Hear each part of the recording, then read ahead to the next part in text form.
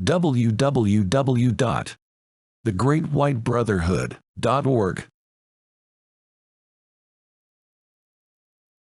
Jesus feeds the 5,000. Question.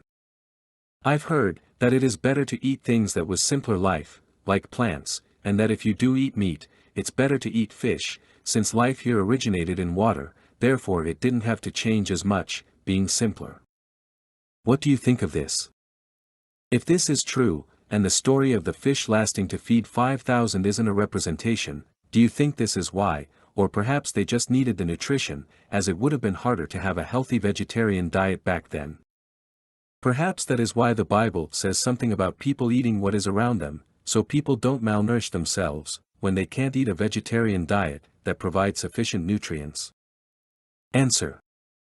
Ideally, you should never eat anything that is sentient, feels pain, and feels when it is dying.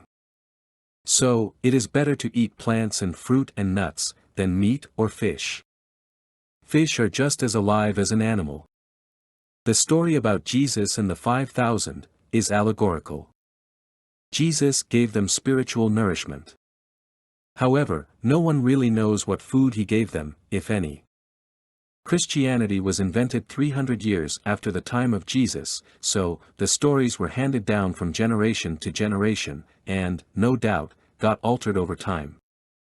Also, it was difficult for the people of the time that translated the Bible from its original language, finally into Greek, to imagine that people could survive without animal protein, so they wrote whatever seemed plausible to them. We will never know the truth of the matter, but Jesus, who is still very much alive in the heavenly spheres, has said that, if he was on earth today, he would be vegan. So, perhaps, we should try to follow the example of Jesus.